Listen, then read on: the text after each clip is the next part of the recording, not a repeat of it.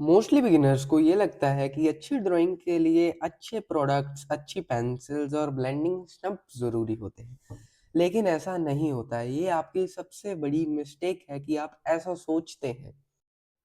तो smooth shading के लिए सबसे ज़्यादा क्या मायने रखता है? सबसे ज़्यादा मायने रखता है आपका हैंड प्रेशर, कि आप अपने हाथ से कितना प्रेशर डाल रहे हैं, जिससे आपकी ड्राइंग कहाँ लाइट होनी चाहिए, कहाँ डार्क होनी चाहिए। जैसे ये जो आपकी नोज़ की टिप है, यहाँ पर हल्का डार्क होना चाहिए और जैसे जैसे नोज़ ऊपर जा रहा है, यहाँ पर लाइट होना चाहिए, जिससे अच्छी रिफ्लेक्शन पड़ती है। और ये जो आपकी साइड्स हैं, यहाँ पर थोड़ी सी डेप्थ डालनी चाहिए, जिससे थोड़ा सा रियलिस्टिक इफेक्ट आता है। ये यही हमने आईज पर किया है। यहाँ यहाँ पर हमने थोड़ा सा डार्क रखा है, जिससे अच्छी डेप्थ आई है। और यही सेम पैटर्न लिप्स पर भी चला है। और इसमें थोड़े से हमने अच्छे हाइलाइट्स दिए हैं, जिससे और भी रियलिस्टिक लग रहा है। आपको अपनी ड्राइंग को शुरू करने से पहले अपने रेफरेंस को ऑब्जर्व करना है कि शैडोज कहाँ है, लाइट कहाँ है, डार्क कहाँ है, आपका लाइट सोर्स आ कहाँ से रहा है। जैसे इस ड्राइंग में लाइट यहाँ से आ रही है, ज़्यादा लाइट नहीं पड़ रही है, इसलिए मैंने ज़्यादा डार्क नहीं किया, हल्का सा रखा, जिससे थोड़ी सी शैडोज आ रही हैं, डेप्थ अच्छी पड़ रही है और मेरी ड्राइंग अच्छी लग रही है। तो मेरे हिसाब से ये मेरी one of the best drawing है। लेकिन मैंने इसमें भी कहीं न कहीं कई गलतियाँ की हैं। जैसे कि यहाँ पर मैंने पहले 10B से शुरू कर दिया और फिर मैंने सोचा कि अब मैं लाइट कैसे जाऊँगा? और जब मैं धीरे-धीरे लाइट जा रहा था, तो कहीं न कहीं ये गड़बड़ हो गई और ये कपड़े कुछ ऐसे बन गए जो अलग ही लग रहे हैं। जैसे यहाँ पर पूरा ही लाइट अलग है और यहाँ पर अलग से लाइट पड़ रही है, ऐसा लग रहा है। फिर मैंने कुछ यहाँ पर थोड़ा-सा सुधार किया, यहाँ पर थोड़ा समझा, लेकिन सिर्फ़ मेरी इस गलती की वजह से मेरी ड्राइंग इतनी अच्छी नहीं लग रही। और मैंने बालों का सबसे अच्छा ध्यान रखा, यहाँ पर बियर्ड भी अच्छी बनी है, मुस्टैच भी अच्छी बनी है, लेकिन थोड़े से बालों में मुझसे फिर भी गलती हो गई, क्योंकि बाल मैंने इतने अच्छे से ऑब्ज़र्व नहीं किए। तो अब हम आते हैं अपने मेन टॉपिक शेडिंग पे।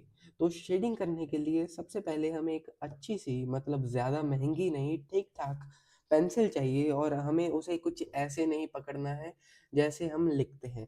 हमें उसे कुछ ज़्यादा पीछे से पकड़ना है, ज़्यादा पीछे भी नहीं करना है। और फिर हमने उसकी लेड जो होती है, उसका सिक्का, उसकी साइड से ऐसे शेडिंग करनी है। और ये हमेशा ध्यान रखना है कि हमारा जो लेड है, हमारी पेंसिल जो है वो हमेशा शार्प होनी चाहिए, जिससे हमारी शेडिंग हमेशा अच्छी होती है। और हमें धीरे धीरे शेडिंग करनी है, क्योंकि हम कहीं भागे नहीं जा रहे, और धीरे धीरे से लाना है। और ऐसे धीरे धीरे करते करते हमें, जब हमें कहीं डार्क जाना है, तो पहले हमने कर शेडिंग लाइट ही करनी है और फिर धीरे धीरे उस पर लेयर्स बनानी है। और इन लेयर से जब वो डार्क होगा और जब हम उसे ब्लेंड करेंगे, तो वो बहुत ही स्मूथ आएगी। और अगर हम ज़्यादा डार्क शुरू से ही कर देंगे और फिर उसे ब्लेंड करेंगे ना, तो वो बड़ा ही पैची सा लगेगा। और जैसा कि आप सब देख ही सकते हैं, तो मैंने शेडिंग भी थोड़ी यहाँ पर अनइवन की और थोड़ा सा, मतलब तेज तेज किया, डार्क करने की कोशिश की ज़ीरो से। तो ये देखो, ऐसा कुछ, ऐसी आपकी शेडिंग आएगी जो अच्छी नहीं लगेगी। तो इसलिए हमने धीरे धीरे स्टार्ट करना है और धीरे धीरे कोई भी स्पेस नहीं छोड़नी है। हमने हमने बहुत धीरे धीरे शेडिंग करनी है और धीरे धीरे हल्के हल्के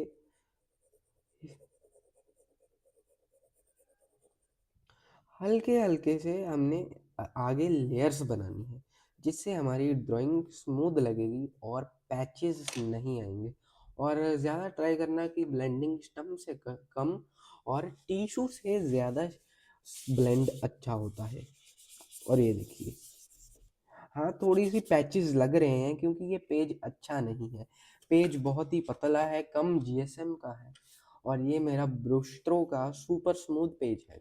लेकिन हाँ, ऐसा होता है कि थोड़ा सा फर्क तो पड़ता है पेज के बदलने से, कि जैसे इस पेज ये पेज बड़ा ही रफ सा है, ज़्यादा अच्छा नहीं है।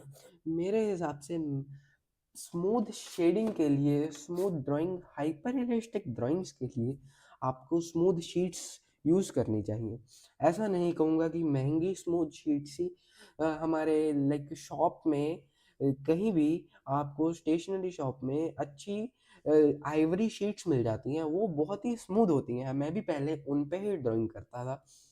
और अगर आपको ड्राइंग की प्रैक्टिस करनी है तो आप जो प्रिंटिंग पेजेस होते हैं जिस पे प्रिंटर कुछ प्रिंट करके देता है, वो बहुत अच्छे होते हैं पेज, क्योंकि वो प्रैक्टिस के लिए अच्छे होते हैं। एक तो सस्ते होते हैं और ऊपर से पतले होते हैं। आप जितनी मर्जी उन पे ड्राइंग करें, प्रैक्टिस करें, नए नए पेज यूज़ करें, और वो अच्छा रहता है आपकी प्रैक्टिस के लिए।